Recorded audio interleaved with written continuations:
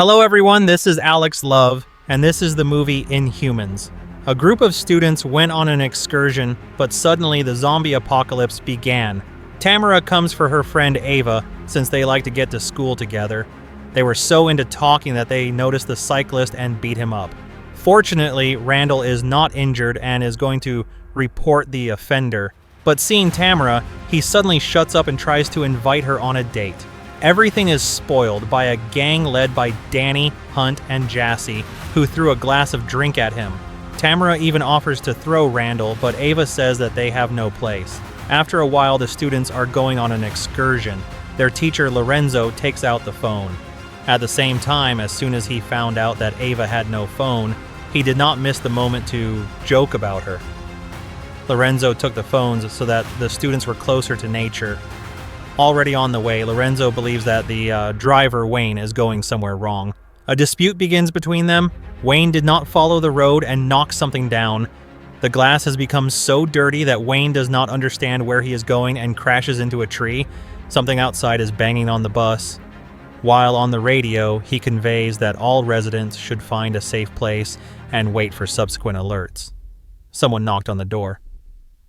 Lorenzo orders to open it, which was a big mistake. The monster attacks the teacher. Panic begins. The students open the back door and run away, but some are much less lucky and manage to catch them. The group reaches the abandoned building, but there were already the remains of the horses, and they decide to go further. Someone's scream is heard everywhere. Danny believes that they are in complete safety since there are no monsters. Still, he does not want to find out who is screaming, and everyone enters the new building, where they pick up items that can be used as weapons. Steven does not miss the moment to drive up to Ava, promising to guard her. Jassy tries to drag Tamara into their group. Their classmate Candace comes out of the fog. Ava wants to help her, but Randall hints that zombies are walking here. Ava is not going to leave Candace. She tears out the board and tries to distract the zombie, but he still attacks Candace, and the door is broken by Wayne. Monsters use Candace as a ram, knocking out the door. Another zombie was much stronger and breaks through the whole wall.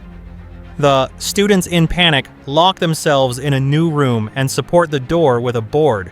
Inside, everything was painted with neon paint. It turns out that there was a party here. Moreover, Ryan was already hiding here. He says that he saw how people began to behave aggressively and attacked each other. They did not have time to finish talking about how to break through another door. The zombie brought his friends. The students do not know what to do now because Wayne is behind another exit.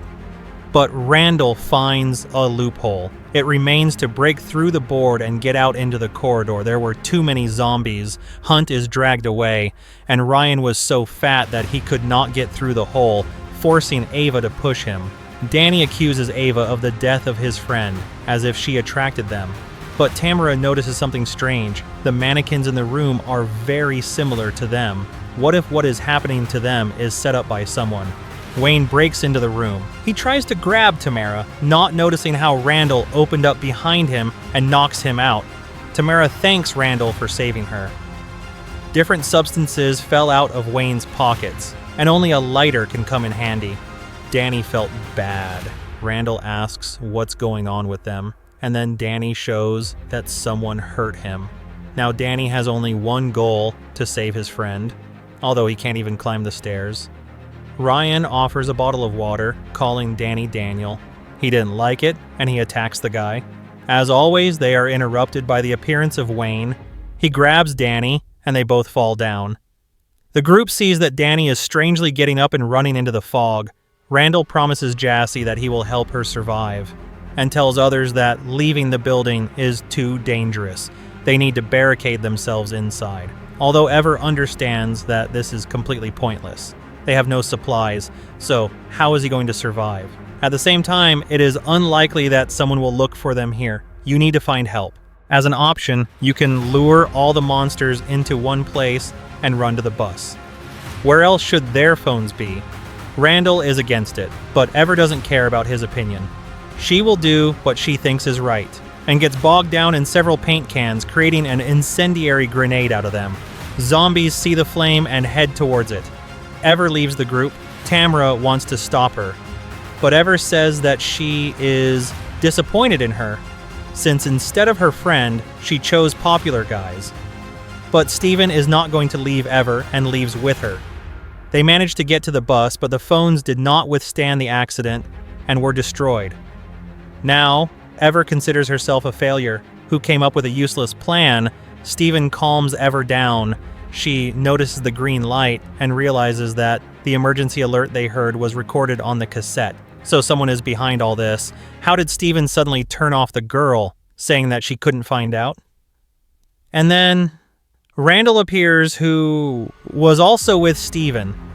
A month ago, Randall came up with a plan. How can you joke about the most popular students and at the same time like girls? It was they who prepared the abandonment. The main zombie was Chip. He was supposed to chop out their teacher, but for some reason he eliminated him. Ever, half crazy, remembers Chip. In the past, Wayne joined their company. He had a bad relationship with Lorenzo, which is why he did not mind harming him. The accident occurred due to a ball filled with red paint. As for other zombies, these are people, but due to the substances that Chip produces, they have become stupid. A dispute begins between them. They did not think that everything would go so far. Chip does not see a problem in this. None of them will remember what happened due to the impact of the sludge on the human brain. Ever remembers how one of the zombies asked her for help. Chip wants to finish what he started, and in order to preserve their freedom, they decide to eliminate the survivors. Steven does not want to do this, but Randall asks him to cool down. Only Chip remains in the bus. Ever tries to creep in, but she can't. In the vision, the teacher asks her to fight to the end since she has a family. This arouses the second breath, and Ever chops out Chip and then deals a few additional blows. At this time, all the zombies were already held in one cell. The guys give them Chip's development, after which Randall goes to the students and says that he managed to catch all the zombies and now they will easily deal with them, giving away weapons along the way. But Ever spoils everything. She tells people that all this is a setup. They deceived us, pumped us with drugs, but failed. Now they have to kill us to avoid punishment, which is confirmed by Denny. Tamara believes Ever and attacks Randall. His soul tears off the curtain behind which there was a final drawing, where the guys stand in the image of heroes and the girls hugged them. Randall gets a huge dose of the substance. His aggression is twisted 100%. Only by uniting they manage to defeat him. Still, their plan worked, but not as they wanted. The students solved their problems, and now they are all friends. This film comes to an end, but we will be glad for your like. We'll be back soon. Bye.